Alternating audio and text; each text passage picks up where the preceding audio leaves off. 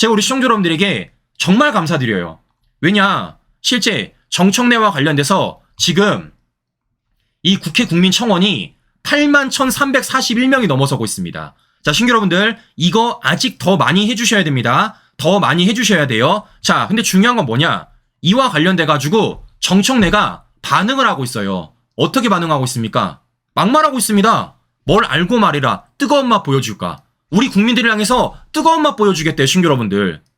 정청래가 지금 긁힌 겁니다. 반응하고 있다라는 거예요. 신경 쓰이고 있다라는 겁니다. 자, 정청래가 그래서 뭐라 그랬습니까? 말을 하더라고요. 내가 몇 점 몇 항 어겼냐고. 그래서 제가 우리 시청자 여러분들에게 보여드리지 않았습니까? 뭐 어겼는지.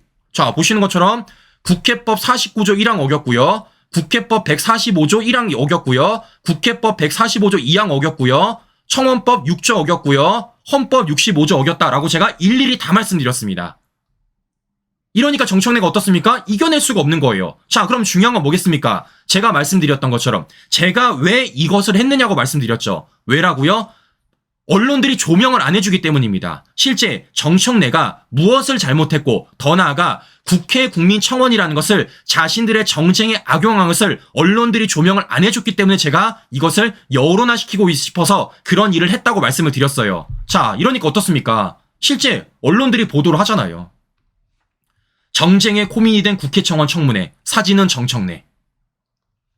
싸움터 된 국회청원장, 사진은 정청래. 탄핵 정청래 해임, 정쟁 창구된 국회청원, 사진은 정청래. 블랙 코미디 전락한 청원 청원문회, 사진은 정청래. 지금 제가 보여드리지 않은 언론사도 훨씬 많습니다, 시청자 여러분들. 지금 어떻습니까? 실제 이와 관련돼가지고 정청래가 문제가 됐다. 정청래가 지금 국회청원 제도를 악용하고 있다. 그것이 지금 코미디가 되고 있다는 걸 언론들이 보도하고 있는 겁니다. 이거 원래 보도 이렇게 안 했다고요. 이거 원래 이렇게 보도 안 했다고요. 근데 이거 우리 시청자 여러분들이 만들어주신 거예요, 시청자 여러분들. 우리 시청자 여러분들이 만들어주신 겁니다. 그럼 제가 여쭤볼게요. 여기에 있어서 우리가 주어를 인물에 가져가고 있습니까?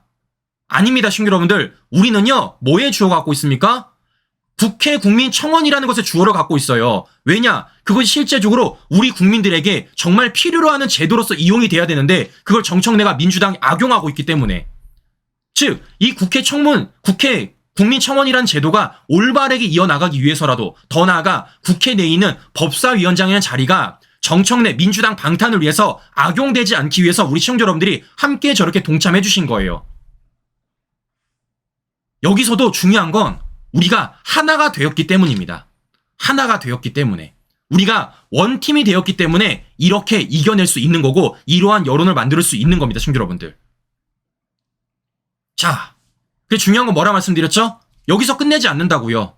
여기서 끝내지 않는다고요. 그래 제가 뭐라 말씀드렸습니까? 이와 관련돼서 뭐 한다고요? 정청래 그렇게 좋아하는 국회법에 따라 처리하겠다고요. 국회법 46조 윤리특별위원회. 근데 이거 아직 뭐 했습니까? 우원식이 안 만들었다 말씀드렸습니다. 왜냐? 이와 관련돼가지고 국민의힘이 정청래를 이미 윤리위에 제소를 했어요. 근데 제소를 했는데 아직까지도 이 윤리위가 만들어지지 않는 겁니다. 자, 그래서 뭐 하는 겁니까? 이와 관련돼가지고 어제 자유대원 한국당 오상준 단장님이 수사 의뢰했다고요. 22대 국회 윤리특별위원회 구성하지 않은 우원식에 대해서 직무유기 혐의로 어제 수사 의뢰한 것입니다. 이런 식으로 우리가 한 발짝 한 발짝 나아가면 된다는 거죠, 여러분들. 한 발짝 한 발짝.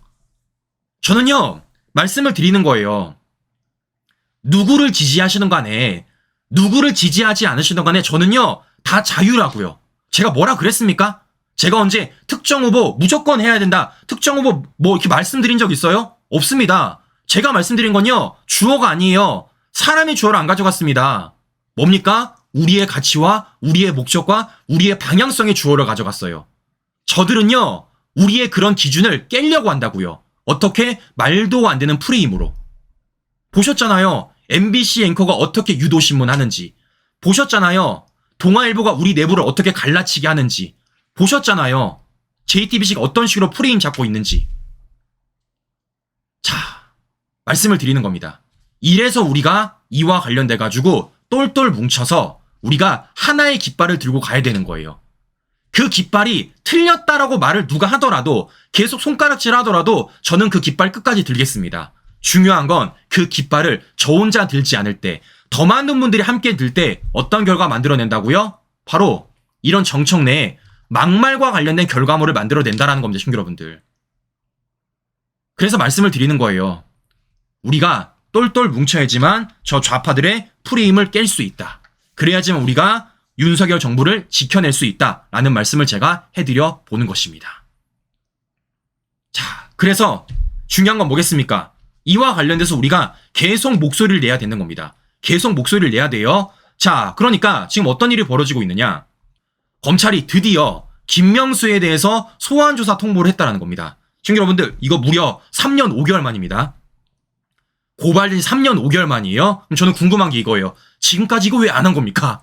이거 왜 안 한 겁니까? 자, 근데 어쨌든 간에 드디어 소환조사 통보를 했습니다. 김명수 와야 돼요. 자, 근데 이걸 하는 곳이 어디냐면요. 바로 이창수가 있는 서울중앙지검이라는 겁니다. 드디어 서울중앙지검에서 칼을 빼든 거예요. 자, 왜겠습니까? 이거 너무 증거가 명백합니다. 자, 잘 아시는 것처럼 김명수가 문재인 정권 당시 임성근 당시 판사를 사표를 2번이나 거부하지 않았습니까? 그 당시 김명수가 뭐 했어요? 거짓말했잖아요. 거짓말. 겉으로는 뭐라 그랬습니까? 정치적 고려가 없다 이렇게 말해놓고 막상 어땠어요? 녹취록이 나왔잖아요. 내가 사표 수리하면 국회에서 무슨 얘기 듣겠냐. 자, 혹시나 녹취록 잊으신 분들을 위해서 제가 한 번 더 들려드리고 방송 이어가 보도록 하겠습니다. 보시면요, 문재인 정권의 대법관이 어느 정도로 정치 편향적인지, 김명수란 사람이 얼마나 민주당 문재인 정권의 눈치를 보고 있었는지 확인할 수 있습니다. 직접 한번 들어보십시오. 이제 사표 수리, 제출, 그와 같은 뭐 법률적인 그런 것을 뭐 자체하고, 근데 나로서는 여러 영향이랄까 그 생각해야 되잖아요. 맞습니다. 그 중에는 정치적인 상황도 살펴야 되고, 지난번에도 얘기했죠. 나는 지금 뭐 일단 사표를 내는 건 좋아.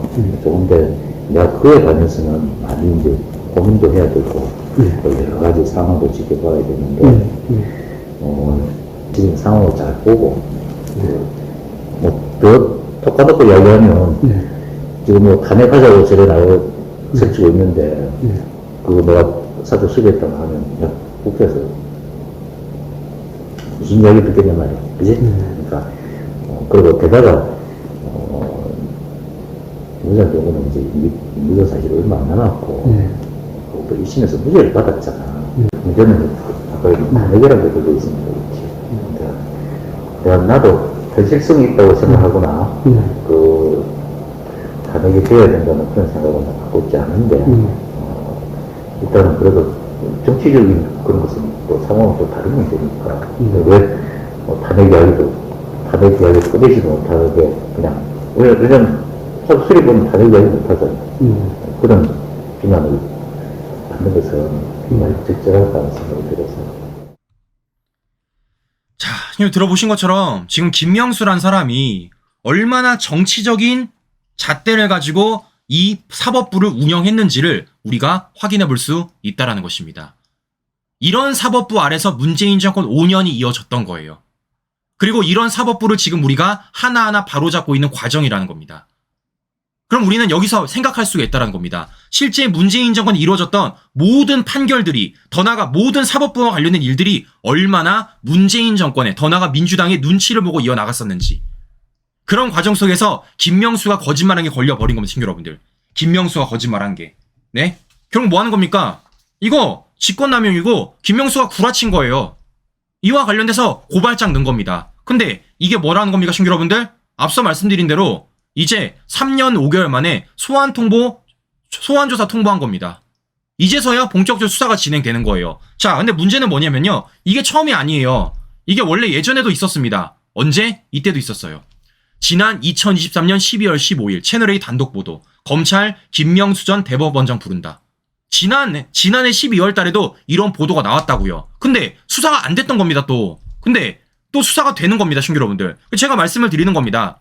여러 차례 말씀을 드리지만, 하겠지, 할 거야 라고 하는 게 아니라 하게 만들어야 된다라는 거예요. 하게 만들어야 된다라는 겁니다. 그래서 말씀을 드리는 겁니다. 우리는요, 각자 우리 역할 하자고요. 각자의 우리 역할. 저는 제 역할 하고요. 5단장님은 5단장님 역할 하고요. 실제 우리 시청자 여러분들은 시청자 여러분들의 역할을 하자라는 겁니다. 그래야지만 우리가 윤석열 정부를 지켜낼 수 있고 더 나아가 문재인 정권의 적폐 수사를 반드시 할 수 있다라는 말씀을 제가 전해드리고 싶은 것입니다. 근데 지금 어떤 일이 벌어지고 있습니까? 앞서 말씀드린 대로 이게 여론화가 돼야죠. 그래야지만 검찰 수사 속도가 더 빨라질 것 아니겠습니까? 근데 지금 어떻게 되고 있습니까? 이게 여론화가 안 될 거라는 거예요. 그래 제가 문제가 있다라고 말씀을 드리는 겁니다. 그러면 이걸 여론화 시키기 위해서 누가 목소리 내겠습니까? 당대표가 목소리 내야죠. 국민의힘 지도부가 목소리를 내야죠. 제도권 정치인들이 목소리를 내줘야죠. 그래야지만 뭐 하는 겁니까? 이와 관련돼서 여론화 될 수 있는 것이고 좌파들의 물음표에 우리가 동조를 하는 게 아니라 좌파들을 향해서 물음표를 던질 수 있다라는 것입니다. 그게 제가 만들고 싶어하는 그림이라는 거예요. 근데 이 과정 속에서 이걸 정치인들에게 더 나아가 지도부에게 압박을 넣기 위해선 저 혼자 되겠습니까? 저 혼자 안 돼요. 그래서 우리 시청자 여러분들의 도움이 필요하다고 제가 간절하게 부탁을 드렸던 것입니다. 시청자 여러분들. 자, 다시 말씀드립니다. 우리끼리는 절대 손가락질하지 말자고요. 우리가 사람의 주어를 두는 게 아니라 우리의 가치와 목적에 따라 주어를 둬야지만 실제 그것이 이루어질 수 있다는 것입니다. 저는 그거 계속해서 앞장서서 할게요. 저뿐만이 아니라 정말 많은 우파 단체장분들, 정말 많은 우파 법조인분들이 함께 그렇게 나서고 계십니다. 우리 시청자분들 함께 해주세요. 그래야지만 윤석열 정부 3년 우리가 지켜낼 수 있고 우리가 이루고 싶어하는 그 목표, 우리가 이루고 싶어하는 그 목적 저는 달성할 수 있다고 보고 있습니다. 자, 그래서 보여드리지 않았습니까? 이것도 지금 서울중앙지검에서 하는 겁니다. 서울중앙지검에서. 그동안 이거와 관련해 제가 방송 여러 번 해드렸어요. 제가 얼마나 여론화 시켜쓰고 싶었는지 몰랐습니다. 근데 조선일보 단독보도 나오잖아요. 자, 이렇기 때문에 우리 시청자 여러분들 어제 전당대회 이후로 많은 분들이 얘기하세요. 어떤 분들은 한동훈 대표가 됐다, 끝났다. 어떤 분들은 한동훈 대표가 됐다, 끝났다 라고 말씀하십니다. 네, 끝난 거 아닙니다. 끝난 거 아니에요. 지금부터가 진짜 시작입니다. 지금부터가 진짜 시작. 우리는요, 계속해서 감시도 해야 되고요. 우리는 계속해서 잘한 건 잘했다 말을 해야 되고요. 더 나아가 좌파들한테 먹잇감을 주지 않도록, 좌파들한테 소스를 주지 않도록 계속해서 깃발 두고 목소리 내야 되는 거예요. 왜냐? 보셨잖아요. MBC, JTBC가 어떤 식으로 프레임 짜는지. 보셨잖아요. 동아일보가 어떤 식으로 우리 내부를 갈라치게 하는지.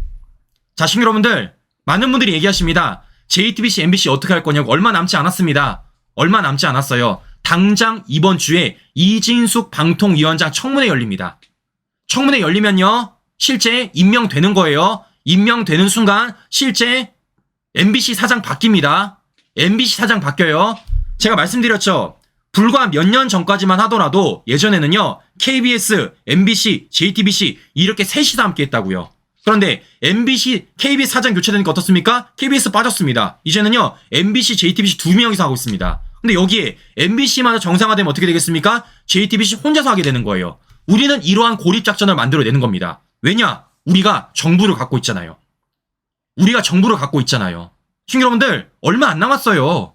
얼마 안 남았습니다. 제가 여러 차례 말씀드렸잖아요. 과정이라고요. 과정. 이 과정들을 우리가 어떻게 현명하게 이겨내면 되는지, 우리가 어떻게 똘똘 뭉쳐 이겨내면 되는지가 중요하다고 말씀드렸습니다. 저는 그래서 말씀을 드리는 겁니다. 아마 이 방송을 끝나고 나서도 많은 분들이 얘기하실 거예요. 저한테 너 정신 차려라, 너 똑바로 해라, 뭐 옛날로 돌아와라 말씀하시는데요. 정신 차려 있고요. 똑바로 하려고 노력하고 있고요. 더 나아가 저는 변한 게 없습니다. 전 단 한 번도 사람의 주어를 가져가 본 적이 없어요. 저는 단 한 번도 우리의 가치와 기준에 벗어나지 않으려고 굉장히 노력하고 있습니다. 누차 말씀드립니다. 사람의 주어를 가져가지 마세요. 그 사람의 모든 말들을 다 옳다, 뭐 맞다 라고 말씀한 순간 저들의 프레임에 빠지게 되는 겁니다. 저들에게 우리가 윤 대통령 공격할 수 소스를 던져주게 되는 거라고요.